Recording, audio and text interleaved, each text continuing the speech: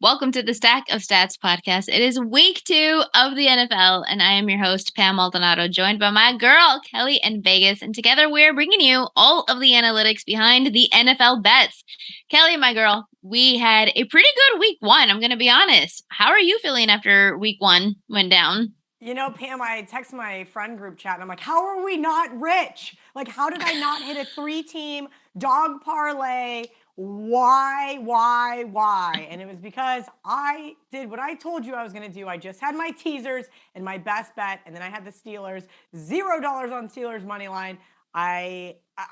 Yes, listen, I know I'm disgruntled a lot and I get on myself a lot, but that's because I strive for perfection, and weeks like that are what I live for in the NFL.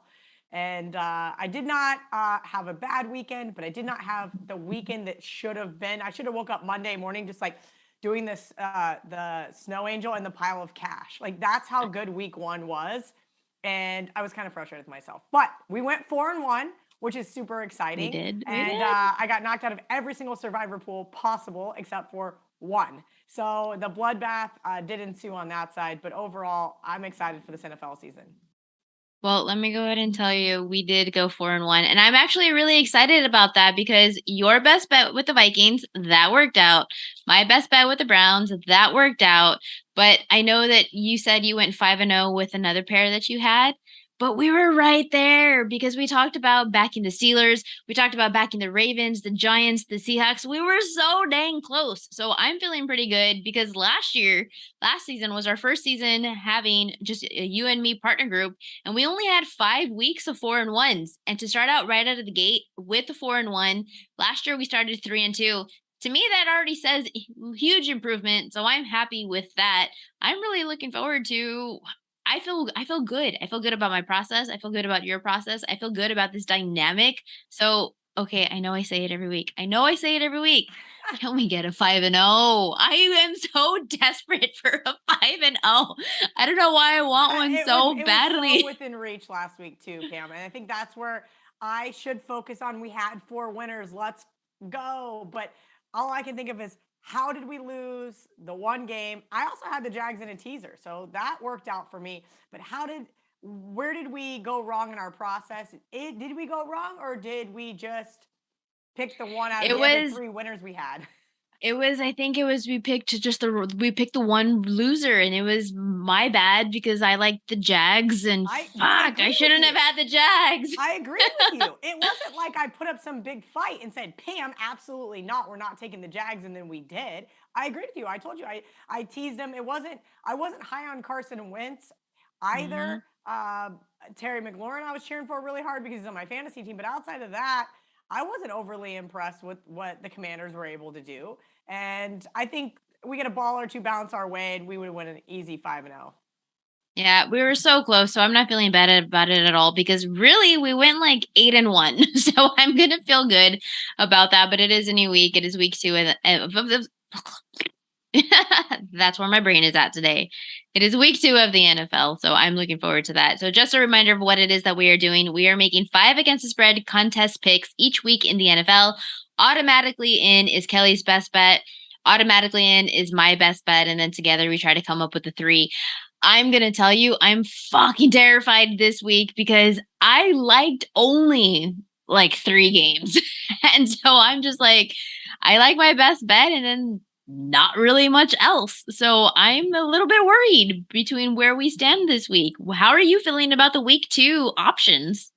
You know, at first, Pam, I hated this week too. I hated this week in college. On Monday, I'm in a hotel room in Kansas City trying to get some work done before I flew home. And I'm looking and I'm like, God, this week. And that was in college. And then I started looking at NFL and I'm like, oh yeah, it's overreaction week. Let's go. What did we learn last week? Where is everybody completely blowing everything out of proportion? And how do Pam and I capitalize on it? How do I capitalize on it for those that follow me? Whatever it may be. So I've actually, one of my other girlfriends that is newer to betting asked me like for my card this week. And she's like, hey, can you send me your card? And I sent her 7 games. And she goes, I only need 5. I go, pick 5, any 5 outside of, you have to take this one. That's my best bet. And she goes, really? And I said, that's the problem. I like 2 games a lot. And I like 4 games quite a bit. And then there's even 2 more that I could add on that I'm like, okay, I can make a case for this team. So I think between your best bet, maybe 1 or 2 other ones that you like, we can definitely sift through some stuff, see what you got. That's the beauty of the show, right? I come with all the stuff that I learned throughout the week that I didn't already know. You come with any other little tidbits that, you have done shows with other people they come up with. That's the best part about being able to do this for a living, is that somebody else is going to point out something that maybe you missed. Well, let's go ahead and talk about your week 1 because you did say that you're going to try to be as disciplined as you could and really only put actual dollars on your best bet and try to stay away from everything else or put like half units. Did you follow through with your own advice and do that? I did. So last week I only had Okay. bet the Vikings and the Steelers. I did have a ton of teaser bets, just as like I do this week, and I had already mentioned that. But as of right now, I'm in 1, 2, 3. I'm in 6 different office football pool groups, right? Office football pool is kind of like play against your buddies or whatever, right? Like for like season long, you throw in some money. And last year I took first and second in one of them, and I didn't get invited back. So this year I joined a couple new ones. I told my friends, I said, if you got any, invite me. And one of them's a pick 7. And that's where I think I Oh, got to this whole list. Imagine picking 5 NFL games. Now you got to pick 7. It's oh my gross. God, that's But brutal. That is I did absolutely go brutal. 5-2 in that one last week. And so, listen, just because I'm not betting every single one of these games doesn't mean I don't have action on them in some form or Right. fashion, right? Like this Right. week, I'm taking the Broncos in my survivor pool. I'm not going to bet the Broncos. But do I think the Broncos are going to lose at home? I do not. And the only better place to take them would be the Jets. So just because I like the Broncos and a survivor doesn't mean I'm going to get to the window with the team. That's where we kind of Mhm. got to decide like what is the most important. And I think you and I doing the best bets and then figuring out the other 3 makes the most sense. Yeah, so for me last week, I did my best bet of the Browns. I did your best bet of the Vikings. I did exactly those 2 bets plus the teased both of them. 3-0 weekend for me. It was perfect. I'm going to do this every single week. My best bet, your best bet, and tease both. I If love they that. if it's a Yeah, teaser and option. I didn't bet your best bet, but I did have them in a teaser already, and I'm like, listen, this is a Browns team. Like, I just want to cheer for them to win. At this point, like, just win the damn game, so I don't even have to sweat That's this. weird. Well, your best bet for this week. I definitely don't dislike it, but I am worried about the number. I want to make sure you're aware. You sent me that your best bet for the week was Saints +3 at home to the Tampa Bay Buccaneers. For the contest, it is 2.5.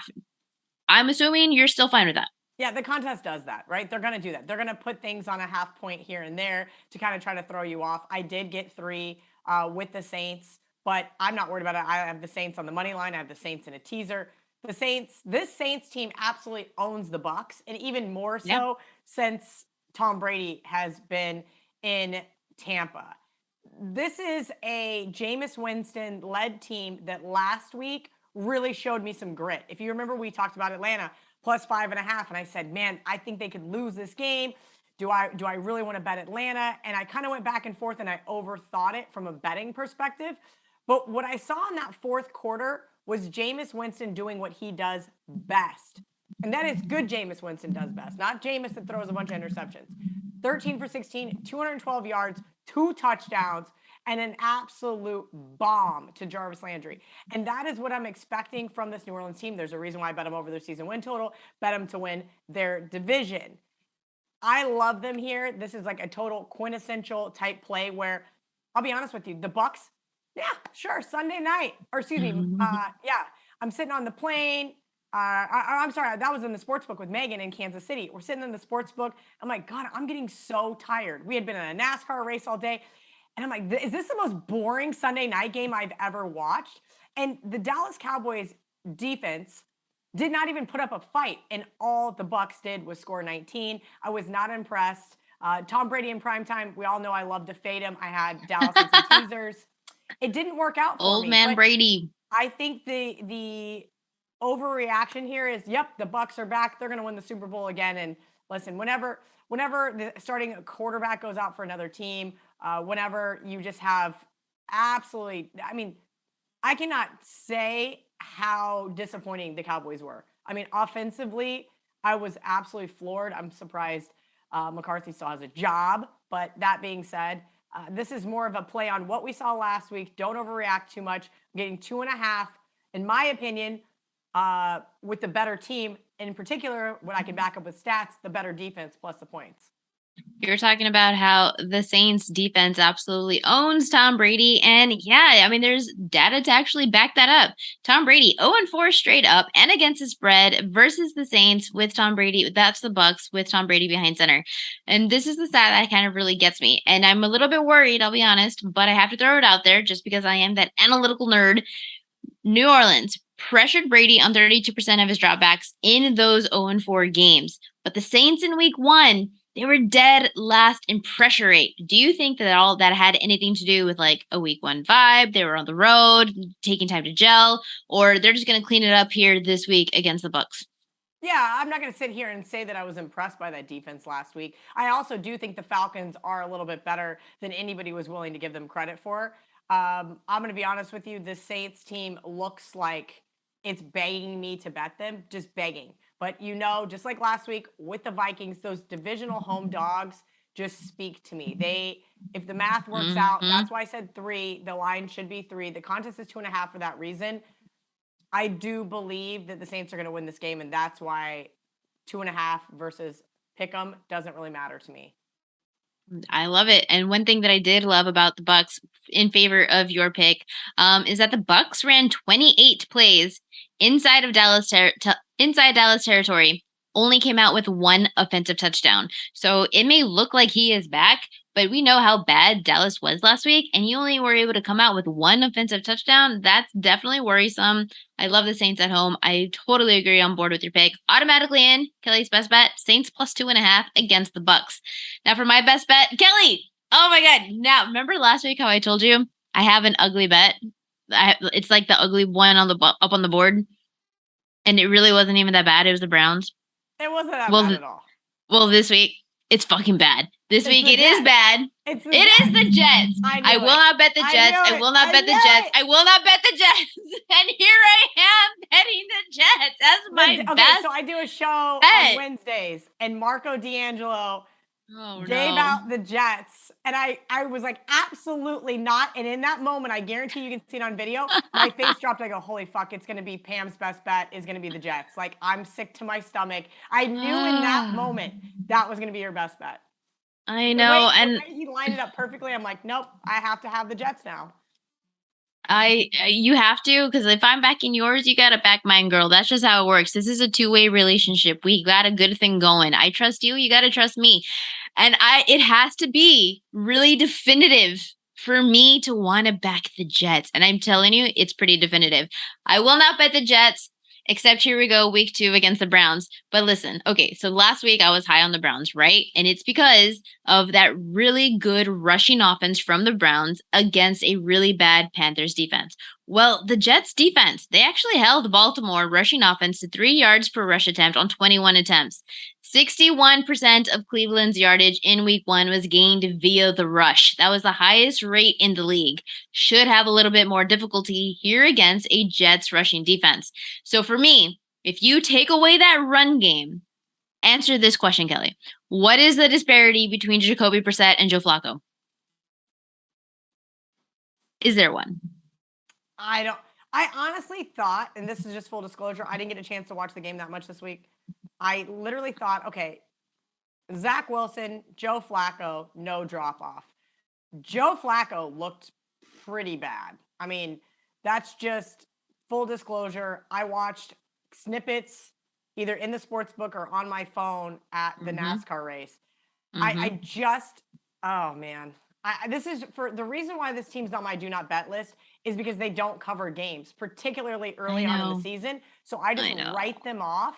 And then they mess around in like November and December and start covering games. That's my only thing. But I trust you. I know some really smart guys that are on them as well. I think John Murray gave that out on a podcast and said that was going to be their biggest need this weekend. And I'm like, oh God, I still can't do it. Well, for me, there is no difference between Jacoby Brissett and Joe Flacco. I know that Flacco kind of looked fluky. I call him fluky Flacco. But I mean, Brissett, when passing, he was 31st in completion percentage. He had the lowest yards per pass attempt in the league in week 1. And Jets lost to the Ravens. It really wasn't that bad. They lost 24-9. But you got to look at the box scores. You can't just look at a score line and be like, oh, a team covered. Great. I had it right. A team covered, didn't cover. Great. Whatever. You have to look at the box score because in the details is where it all matters. And for the Jets, they had an interception that led to just 3 points for the Ravens. For Joe Flacco to throw an interception and instead of giving up a touchdown, you gave up just a field goal. I'm happy with that. The Jets then missed a field goal. They fumbled at the Baltimore 20, and then they had a turnover on downs. So Flacco himself has over 300 passing yards. He is a very capable quarterback. I think this is definitely more of a susceptible defense for the Browns. It's a different type of matchup than what we saw last week against the Browns with the Panthers. So it's my best bet. I can't do nothing with it. I can't do anything with it. I will not bet the Jets, except in week 2 of the NFL. So it is what it is. Listen, I got to go with it. I'm definitely not. Well, look, we're looking at the reverse line movement. Came off the key number of 7. I hope you're right. I hope that Jacoby Brissett throws a pick 6 and we get the cover. Because I need them still to lose, though, because don't forget I have their under-season win total. Well, then, those are our best bets automatically locked in, yours and mine. And then the rest of the card, I think, is going to be kind of goes to shit because you and I really didn't agree on a lot. In the games that you liked, I was like, I have no clue. And the games that I liked, you didn't send me on your list at all. So let's start first with a game that was my second best bet. It was my backup best bet. You liked the Panthers. I like the Jets, and I feel pretty strongly about the Jets laying 2 points at home because last week in week 1, it was about fading the Carolina rushing defense and backing Nick Chubb. What did Nick Chubb do? He ran the ball for a load of yards.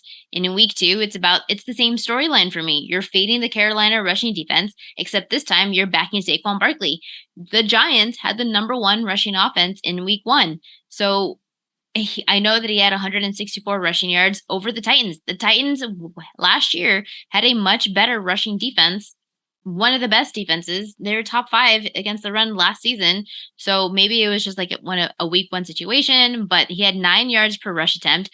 The problem is, and I've been seeing people storylines of it's very hard to duplicate because he had 101 yards on just 2 carries. So there was a very explosive run.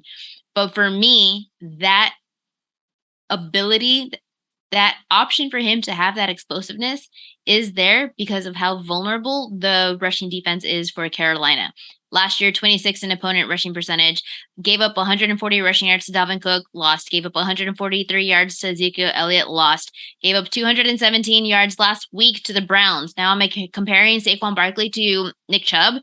No, but he's healthy, and that's what's most important for me is we haven't really seen him put up this production because he's in and out of injury. It's week 2. He's healthy. He had a great week 1.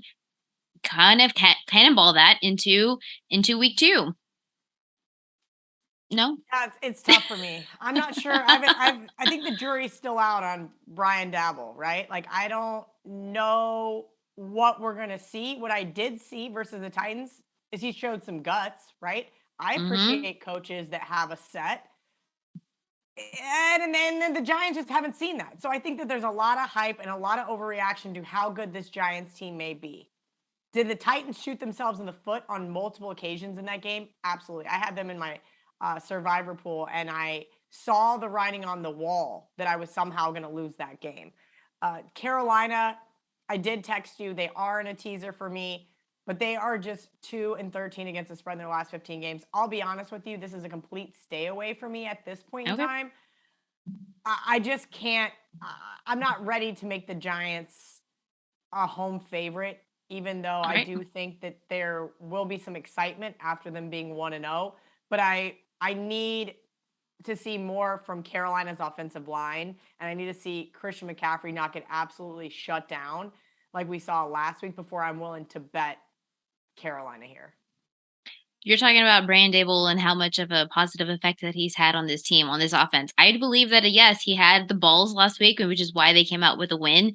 But it's even worth noting that maybe it's helping with Daniel Jones' confidence here a little bit, because Daniel Jones completed 78% of his passes under pressure in week 1 for 7.5 yards per pass attempt. Last year, he completed 51% of his passes for 5.5 yards per pass attempt. So if you have a good coach that is giving you the good vibes and you know that he's going to let you sling it, let you do your thing because he's putting his trust into Daniel Jones, that is building a good coach and playmaker relationship. I believe in Brian Dable. Therefore, I believe in Daniel Jones and this offense. And you stay away for you. Great. All right. Another option. I think we're going to find something else that we can agree on a little bit better than a game that I just kind of have written off at this point in time. Okay, so then you did send me that one of your leans was taking the Washington Commandees, is what you call them, plus 1.5 at the Lions. Carson Wentz, he threw 2 interceptions. Jags was our only loss last week, and that was fading Carson Wentz in Washington. And here we are now backing them against the Lions. But Carson Wentz, he threw for 2 interceptions. Every bit showed us that he is still capable of being the Carson Wentz that we all know. But other than that, I mean, honestly, Carson Wentz is pretty good. He had a 66% completion, 4 passing touchdowns, over 300 yards. But the problem for me, and this is what everyone is probably contemplating as well, was that the last time Detroit was favored was week 11 in 2020. And I know people want to talk about of how good of a against the spread Detroit is, but that's as an underdog. 12-6 against the spread as an underdog, 2-2 against the spread as a favorite dating back to the 2020 season. This Lions defense, they gave up 216 rushing yards to Philadelphia, 455 total yards of offense. Washington, the pass rush maybe is going to be the big factor for me. You have Darren Payne, Jonathan Allen, Jared Goff, 30th in pressured completion last season. I love Washington, and I know it was more of a lean for you. Yeah, I like Washington a lot here, actually, Pam, and it's started to grow over the last day and a half since I sent you my list. This is a Lions team that I think has a lot of growing to do, and I think Dan Campbell is the guy to grow this team. But they have been underdogs in their last 25 games for a reason.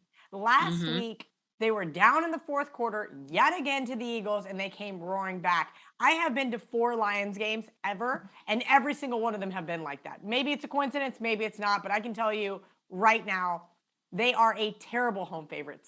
6-19 against the spread, and 5 straight up and against the spread when favored by 3 points or less. I am all over the commies this week, and that is something that I will be getting to the window with. I also really put them in every single possible teaser. I do think Carson Wentz deserves a little pat on the back. As you mentioned, he had a nice win over his former coach that should know him pretty well and be able to have his team ready against him. And that's why you and I talked about liking the Jags last week. I just cannot back the Lions as a favorite here. And I do think that Washington is going to be a little bit better than everybody maybe thought that they were going to be. Right. I think Detroit looks like the ultimate trap game for everybody that watched Hard Knocks to say, all right, we're going to back Detroit again because they covered last week. And Dan Campbell's the man. Yeah, I love Dan Campbell, but doesn't mean I'm going to bet on his team as a favorite. So that means that we are putting our trust then in Carson Wentz so far and the Jets. Yeah. This could be like a really stressful Sunday. Here we are. Here we are. But we are talking about how pretty good of a game Carson Wentz had himself. And you mentioned it. The Lions, they were down 38-21 at the end of the third quarter. And all of their points came up they scored 14 points in the fourth, where the Eagles maybe let their foot off of the gas. But this defense also from the Lions last week, they allowed 7.5 yards per pass attempt. That was 19th in the league. And they gave up 13.5 yards per carry. That was 30th. Yards per catch. That was 30th in the league. So Carson Wentz, with the showing that he had last week, paired up with his vulnerable defense from the Lions. Yep, Washington, you want to go ahead and lock that one in? Yes. Okay, then it is locked in. All right. Well, Giants, you said no to. Okay, so then the only other game that I liked, I only had 3, I told you. I liked my best bet, and then there was 3 other games that I considered as options. You're not going to like it. Our card could be complete garbage this week. The Jags +4 at home to the Colts. I know that was our one loss last week, and I'm really starting to debate whether Trevor Lawrence is even a good quarterback. But last week we faded the Colts. I wanted to fade the Colts as one of the options backing the Texans because they were at the time 0-8 in week 1. Eventually, trends no longer become trends and it becomes a problem. So the Colts against the Jags, 1-7 straight up. 0-8 against the spread on the road in Jacksonville since 2015. Under Frank Reich, who I believe is one of the better coaches in the NFL, in weeks 1 through 5, he has trouble winning games. 8-12-1 straight up, but week 6 on 29-16. So there is a huge disconnect going on with this team. Granted, it could be quarterback turnover, a player just swaps changes within the league, within the team that are causing these types of trends to happen. But eventually, like I said, these no longer become trends and it becomes an issue. We backed Miami last week because it's in Florida and we know how hot it gets in Miami. Could that maybe be a reason why the Colts struggle in Jacksonville? I didn't think about that, but I would argue that Jacksonville is every bit of as hot as Miami. And some days. Now, it might not be this Sunday, but definitely been there. And it is hotter than the surface of the sun as well. Pam, full disclosure, this was not even a game I looked at, and I don't remember why. Maybe it was. Because it's the Jags. No, it has nothing to do with that. Maybe it was there's a little overreaction to how poorly the Colts played. Maybe it was how good the Texans played. And I said, you know what? I really don't have a big opinion here, but I just jumped in Slack, if you guys don't know what Slack is, with some of my coworkers, and I said, how come I haven't seen anybody on Jacksonville this week? I got some of my notes open. Trevor Lawrence's Jags, 12-1 against the spread in this series, and they've covered 5 straight. This is a really good divisional dog. And I'm looking at my long note sheet going, why did I not look at this divisional home dog? Because I think you're right. When Megan and I did a show this year talking about the AFC South, she said, is it possible to bet the under on all 4 teams in the division? I said, no, Megan, don't do that. You're throwing away money. Well, in fact, maybe she wasn't all that wrong. This is a weird dichotomy that's going on in the AFC South right now. I mean, we're looking at a team, like you said, the Jaguars and Titans both fell to the Commanders and the Giants. You got the Colts who tied with the Texans. A tie week 1. But yeah, I think that I don't hate this pick. I really don't. And that's just because, again, I've got a couple at the top that I really like. And then the rest are kind of all just on that same level playing field because I have to either pick 5 or, in this other case, 7 games against the spread. Well, okay. So I know that I was also looking at their schedule, and the Jags last season, they only had 2 wins. Well, where do you think those wins were? Oh, I went away. They were at home.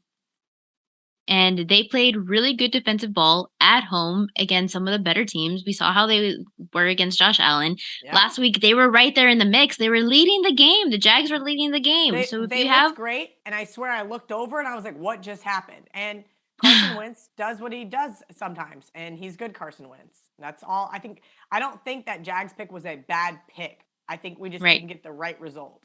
We didn't get the right result. Okay, so then we could automatically put that in, or do you want to discuss some of the other options? I think we pencil them in. Pin it?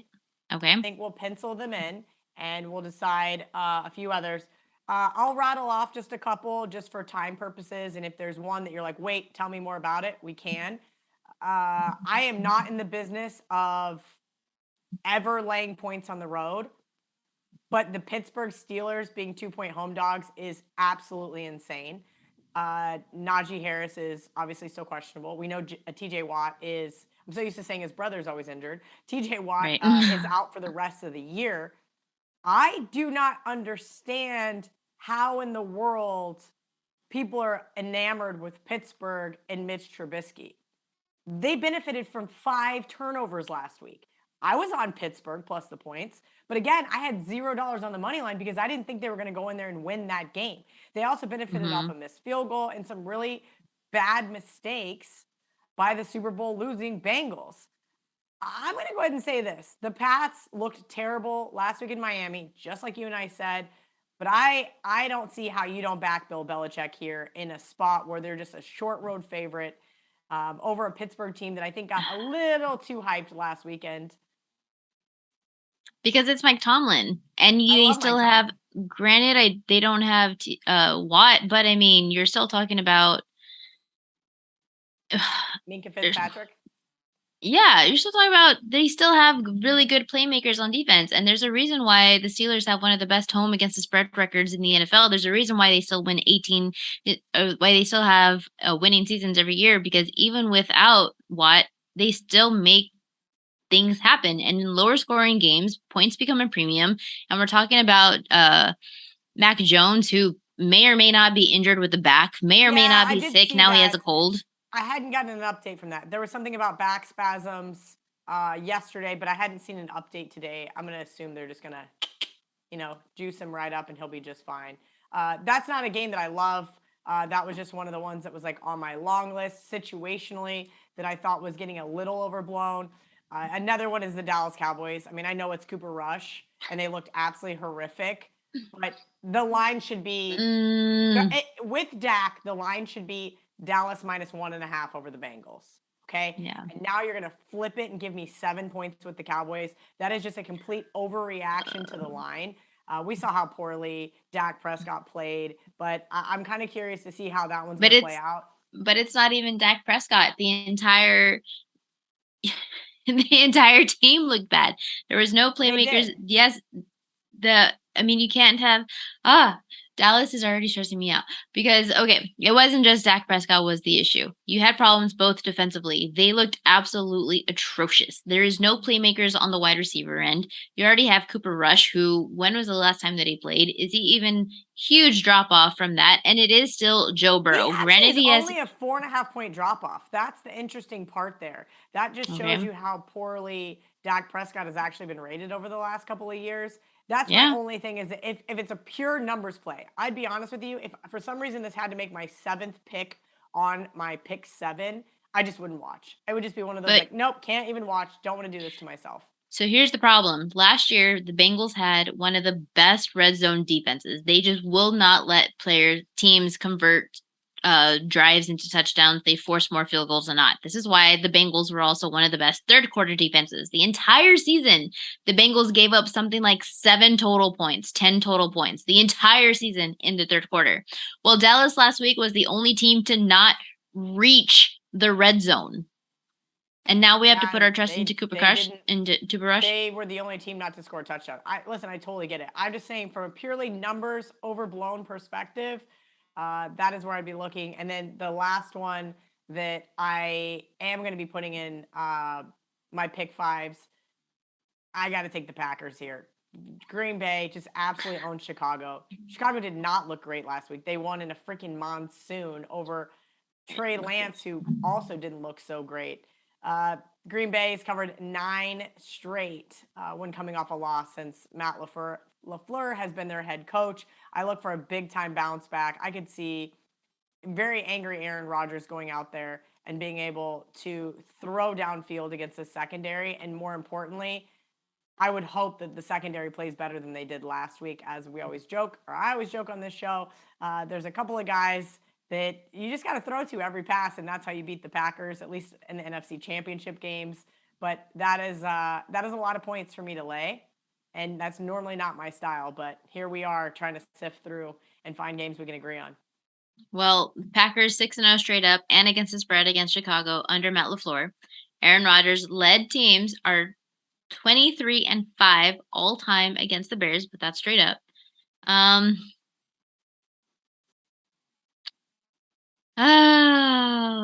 That is so big. Weren't you the one who always said, what was it? I remember you saying last year when it was double-digit spreads. That double-digit favorites crush in the NFL. Just absolutely crush. I'd have to ask Ralph for his updated sheets. Since last week we didn't have any double-digit favorites. This week we have the Broncos and the Rams. All right, fine, let's do it. I trust Aaron Rodgers. And they're not a double-digit favorite, though. They're only a 9.5 point favorite. Well, On this, no, they're 10-point. Are they Hold 10 on the contest? Okay. Let me check. Let me. I mean, 9.5 is there. It is a 10 in the contest. Okay. I think the only other one that really kind of caught my eye from a situational standpoint is Tennessee at Buffalo. Speaking of double digits and catching double digits here, this is a Bills team that I think looked really great that opening night, obviously against the Rams. In fact, I haven't seen a team outside of the Chiefs look as good, but I do think that you've got to look at how much Buffalo is maybe being overblown. How good are the Rams really? How bad was some of the play calling that Tennessee made against the Giants? This line has gotten out of control. I would have said normally the Buffalo would have been a 6.5-point favorite at home. I lean towards the Titans here and could make a case for them in my overreaction kind of brain, but I don't know if I trust Tennessee, and I don't know if just feeding Derrick Henry the ball is going to be good enough here. No. We saw how good of a defense. Buffalo surprised me last week. I'm going to be honest. We know how good Josh Allen is, but defensively, we know how easy of a schedule the Bills had in the 2021 season, playing just against some of the worst quarterbacks in the league. And last year, their defense kind of really surprised me a little bit. And what I don't like about Ryan Tannehill is my favorite thing to bet week after week with the Titans and Ryan Tannehill is his under passing yards. He only had like 250 passing yards like once the entire season because they rely so heavily on that run game, yes. But two, they just even without Derrick Henry, they were still relying heavily on the run game. He just doesn't have I don't think he has the quarterback ability to contend with somebody like a Josh Allen. When this defense Titans, they were last in the league for rushing yards allowed last week. What do you think Josh Allen's going to do? He himself is going to have like 100 rushing yards because he's just going to run up the ball, all take control into his own hands and get the job done. 10-point favorites. There's one more that I actually am going to use, and I'm actually probably going to bet them. I completely forgot that I had them down on my list, and I just was opening up my Slack, and somebody said, "What about Baltimore, Kelly? This is totally a square dog." Yes, by Miami. And I love that. Oh, I love that. I love that. Good. Okay, give me your reasons though. But let's talk about it. Here's my thought process. Love Mike McDaniel, right? I loved seeing his more cojones. I can try to think of a better word, but he went for it on 4th and 7 on the New England 42, and I was like, let's go. Like, that's the kind of coach I want to back, right? Mm-hmm. My problem is when they play New England the following week, they don't cover games. Right. In fact, they haven't covered the last 7. Now, I know you could argue different quarterbacks, different coaches, but we know that game takes so much out of the Dolphins. And as you mentioned, I didn't think that the Jets were that bad against Baltimore, but I also don't think Baltimore really showed their hand. I think they kept a lot close to the vest and did that on purpose. Now you've got a veteran head coach in Harbaugh versus a rookie head coach in McDaniels. I really just think that this looks like a quintessential, come on, guys, let's bet the Dolphins. Everybody line right up. They're the square dog of the week. Everybody is going to want to back them, and I could see an absolute walloping by the Ravens here.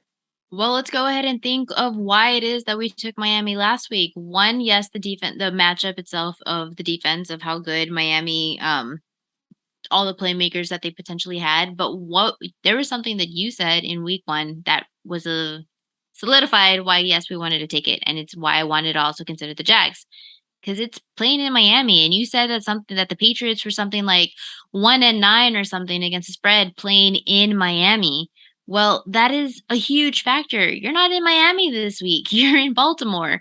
So actually, if you didn't know, like Miami is one of the best home against the spread teams since the 2020 season with Tua Tagovailoa. They have the best against the spread record in the NFL at home. And that was a reason why I also wanted to back Miami, because I knew that tidbit information going in. But when you take Miami out of Miami, where are they? They're still pretty good. 8-6-1 since 2020, but that's 57% compared to the 90% that they were earlier. I think that this is a huge overreaction into how good Miami looked last week. I'm not going to say overreaction. 3.5. I don't know what the line should be. I'm not good at doing that type of stuff, but I do know that Baltimore. Are you worried about the injury concerns? That Baltimore is kind of down I think you injuries always have to again. worry about that with Baltimore. I mean, if you look at last year, their entire team was just banged up. I think it's already built into the line. I think this line is really short because they're anticipating getting tons of Dolphins money. And I think they go, let's go 3.5, just because that extra hook, just like we talked about with 2.5 with the Saints, they're trying to bait money on a certain side. I like the 3.5 here with the Ravens. And can't believe I almost overlooked it on this show. It's just like you said, it's Friday afternoon. I'm doing a Pam right now. I got my vitamin drink ready to go. I'm going to the swamp tomorrow with my dad. I got to prep my liver. So lots of things going on this Friday afternoon. But yeah, I really, I would say the Ravens is probably my second favorite pick. And that is as of the last probably 10 hours. So here's my concern, but then here's an answer to that concern. That Baltimore last week, we were talking about it earlier, gave up 300 passing yards to Joe Flacco. Okay, that's a problem. But Baltimore is already showing that this pass rush is going to be really, really strong. And Tua Tagovailoa last week against New England, though they did come out with a 20-7 win, he was still sacked 3 times. So you give me a quarterback in Lamar Jackson over Tua Tagovailoa, who's going to have the better offensive line protection? That's going to be the Ravens. Who's going to have the stronger pass rush? That is the Ravens. And they're playing at home. They coming off a road win last week. We took Miami because they were playing at home in great, tough, hot weather conditions against a Patriots team. I feel good about that. Lock it Yeah, in. listen, I think if Lamar can run against this Dolphins defense, I think it's going to be a very long day for them. Now, if they can shut him down and force him to throw, I may be eating my words. Okay. So I think that's 5. Was there That any is other 5. option that you want to consider? Because right now we have your best bet of Saints plus 2.5 at home against the Bucks. My best bet of the Jets, let me slow down and say that. My best bet of the Jets plus 6.5 at home at the Browns. And then the other 3 that we decided on was Washington plus 1.5 against the Lions, Packers minus 10 at home to the Bears, and then Ravens minus 3.5 at home to the Dolphins. Do you like that card? Was there any other option that you wanted to consider more? No, I definitely like that card. I'm super happy with it overall, considering that you started off by saying we're not going to, there's no way we're going to agree on 5. I think we did a pretty good job of agreeing on 5. Then I love our card. I really do love our card, and I'm so glad that you said Ravens because I had just talked about the Ravens like 2 hours ago, and I had already forgotten about them. It's like what I literally said. I'm like, it's Friday afternoon. How did I forget about the Ravens? That's because I left half of my notes sitting on the couch. But it is what it is. I'm glad that I had Slack open to talk to some other people. Well, then that is our 5 against the spread contest picks for week 2 of the NFL. Last week went 4-1. I would really hope to go 5-0 this week. I'm telling you what I'm doing. Just as a reminder, I am putting dollars on my best bet, Kelly's best bet, and then doing a teaser if it allows. This week it doesn't because the Jets are plus 6.5, so I'm taking both of those. Our 5 against the spread contest picks: Saints plus 2.5 at home to the Bucks. Kelly's best bet. My best bet, Jets plus 6.5 at the Browns. And then the other 3 that we combined on is Washington plus 1.5 at the Lions, Packers minus 10 at home to the Bears, and the Ravens minus 3.5 at home to the Dolphins. This is a 3-0 with the Jets on the card. A 5-0 with the Jets on the card. The Jets. Pam, you know what I'm going to do on Sunday? I'm going to watch every game but that one. And I'm just going to wait for your text when they win or they cover, and I'm just going to say, see, there we go. It wasn't that bad. It's going to be fun. Or you can sweat it out with me, and we can just be sending each other like, fucking shit, No, I can't believe this is on our card. Last week where I don't have to sweat it. I need easier games in my life. And This is not one of those games. No, it's not. And it's going to be a tough one, but I'm here for it. I understand situationally what we're going to see with Cleveland next week. And it's a great sandwich spot to bet the Jets, even though it makes me physically ill to think about it. Well, you know what? I'm no longer in contest prep, which means that I can consume alcohol now. So I may have an adult beverage on Sunday as I watch the Jets. You may need a couple of those. Don't pass out on me or anything. I know you're a lightweight, but we'll see how it plays out. Oh my Man, god. oh man, 5-0. Fingers crossed it happens. 5-0, That baby. Let's go. Do make sure to follow Kelly on Twitter at KellyInVegas. Do make sure to follow me on Twitter at PamelaM35. And do come back next Friday for another episode of Stacked of Stats Friday 5 with Kelly in Vegas as we put together our 5 against the spread contest picks each week in the NFL. And now we're going live on YouTube. Today is day 1. I'm trying it out. I wanted to try something new, and give me comments, leave the feedback, subscribe, like, do all the things, and check us out next week. And until I love then, that. good luck with your bets, and we will see you next time on